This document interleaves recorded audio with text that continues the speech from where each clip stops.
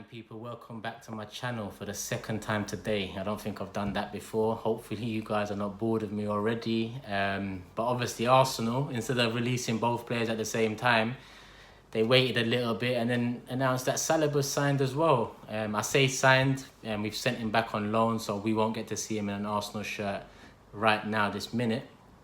But in the big scheme of things, I am happy with it. But I'll go into why some parts of it do make me wonder what the hell.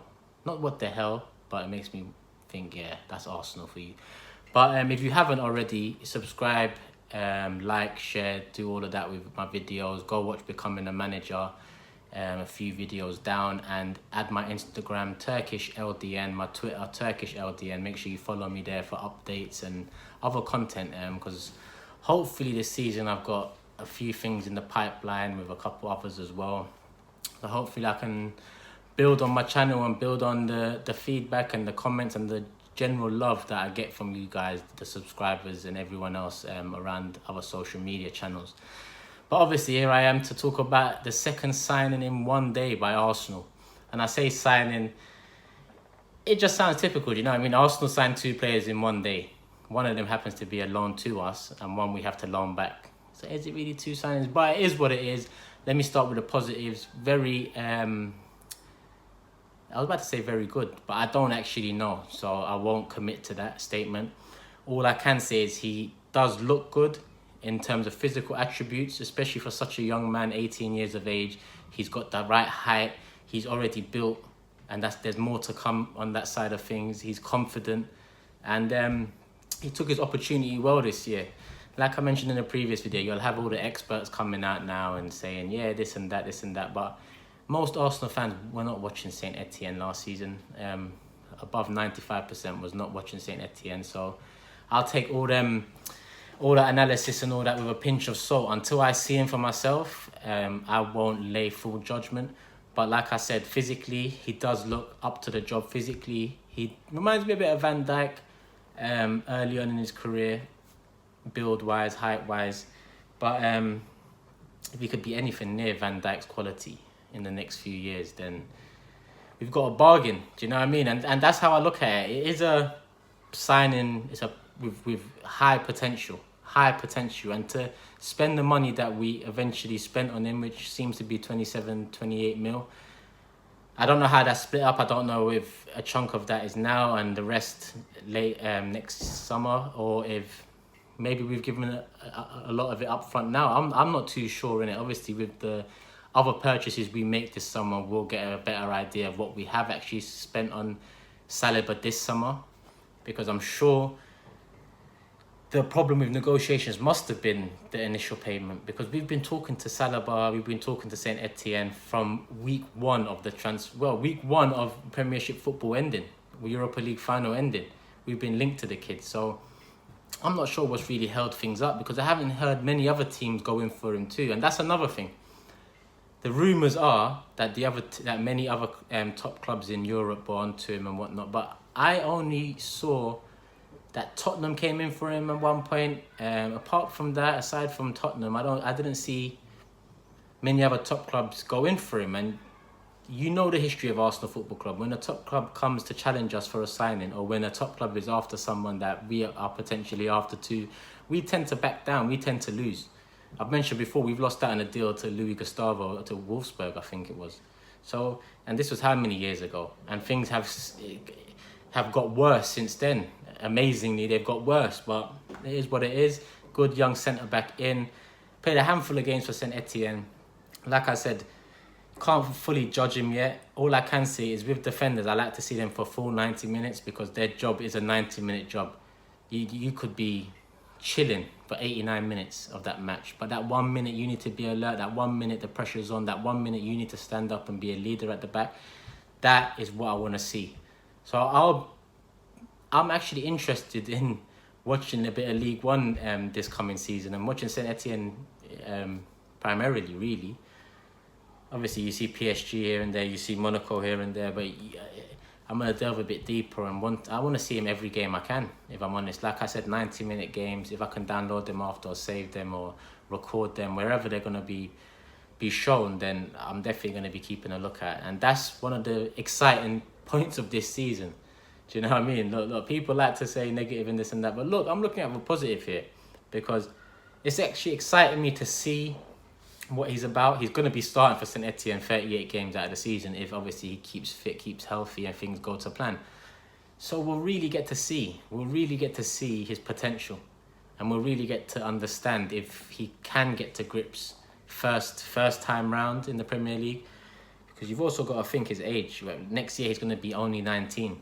I can't think of many defenders, teenage defenders, centre backs especially, that have excelled from such a young early age.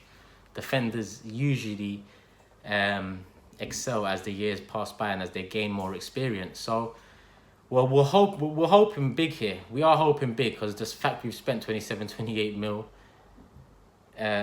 What's that? Probably, well, it was up there with Torreira transfer last year, but the most we spent on a single player in the past year. So there must be something there.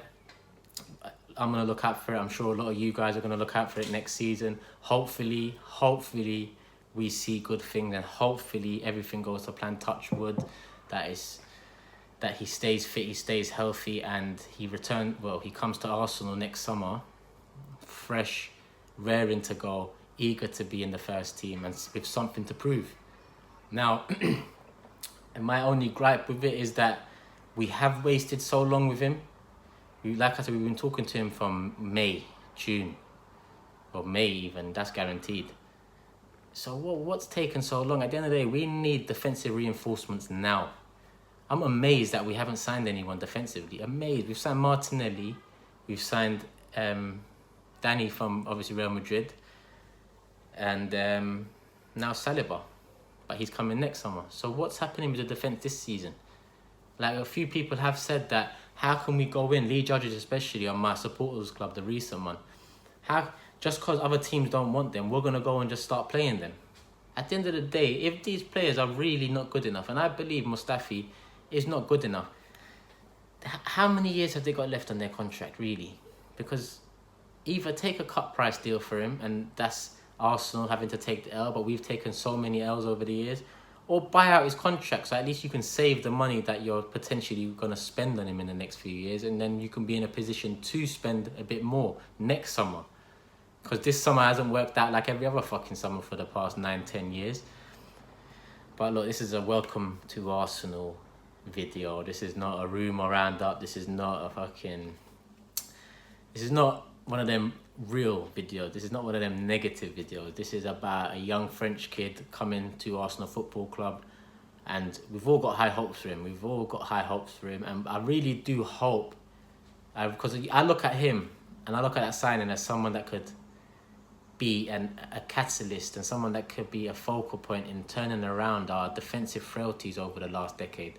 Turning it around, because it's been a consistent thing. It's not just this group of defenders that are a joke. Yes, they have been worse year on year, but I think 5 years ago we was defensively poor. 7 years ago, defensively poor. 10 years ago, defensively poor. So it's been an ongoing factor. It's been something that's been linked to Arsenal Football Club for a while now. Offensively, most 9 out of 10 seasons we are on point. We are up there in terms of goals. Maybe not in recent seasons with Liverpool and Man City, but they've created something special at their club. They've created something that we can only dream of right now. The position we're in, the ownership we're in, we're far off that.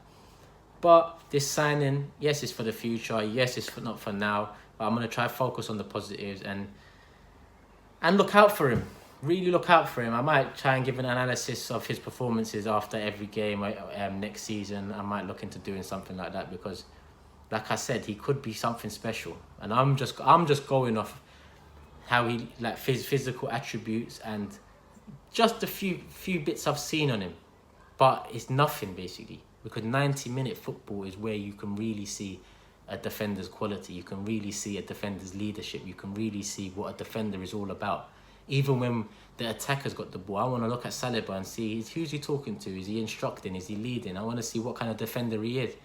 Have we got a Tony Adams on our hands, or have we got a Laurent Koscielny on our hands? Because one is a fucking great leader and one is a very good centre-back. So there's a big difference in it. And at the end of the day, I'm looking for a leader. I'm looking for someone who's going to be dominant, who's someone that could lead vocally and lead by example, someone that could potentially be captain in 3-4 years, because that's another issue at Arsenal Football Club. We don't have captains. We say we got captains, Emery says 5 captains, and now we're talking about Xhaka or a Bellerin captain, but it's all bollocks, because that is fucked. We can't make man like that captain, and we probably will, and it'll be another thing to laugh about for people, of opposing fans of opposing clubs. But at the end of the day, we've been such a mess in recent seasons. With the captaincy, with everything, that it is what it is. I'm trying to be positive and look at this signing as someone that could potentially change things around, because it's not going to change in a year. It's not going to change in 2. It's going to take some work and a few more transfer windows. And I said this last summer, a few transfer windows. But after last summer, after the good work we did last summer, we did nothing in January. And then so far, essentially, we've done very little to build on what we've done last summer. There is nothing to improve the squad defensively coming in so far.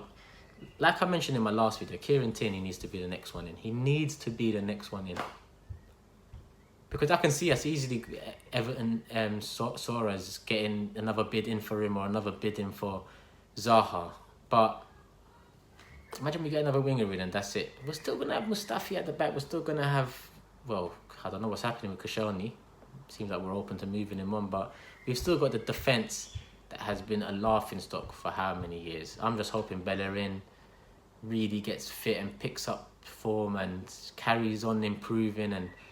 And you know what, it's hard, because I feel like he lost his pace a couple of years ago, which is surprising considering his age. But I just want him to be a confident player again. He's so confident off the pitch, so just translate that onto the pitch. And if we can get Kieran Tierney the other side, fullbacks, we are good. We are good. But let me not get into that too much. I've done that in the last video. Let me know what you guys think of Saliba. Any French people that have subscribed to me, obviously you lot probably know a bit more. You lot do know a bit more about him than us over here. So let me know what's his ceiling. Do you know what I mean? In terms of comparing players, what's his ceiling? Could he potentially be as good as Van Dijk? Could he get to a level of Varane's? Or is there still a lot to prove for him? Because this is the toughest league, most definitely. If you don't call it the most exciting, it's definitely the toughest. For me, the most exciting, the toughest, and the best, in my opinion. But obviously, La Liga's got a shot in terms of quality. But that really comes down to 3 teams. Our league comes down to 2, so who are we to talk? But it is what it is. Let me know in the comments below what you think. Let me know if I've bored you today with 2 videos. Make sure you follow the Instagram. Make sure you follow the Twitter. Love people. Trust me, I'm appreciating all the comments, all the feedback, all the DMs, all the... To be honest, I haven't gone through my Insta DMs in a while. I might do that soon. But my Twitter, yeah, obviously I see them from time to time. So keep it up, man. Just keep on adding me up. Keep on following. Keep on sharing these videos and doing all of that stuff. Because I'm just out here doing videos for you guys.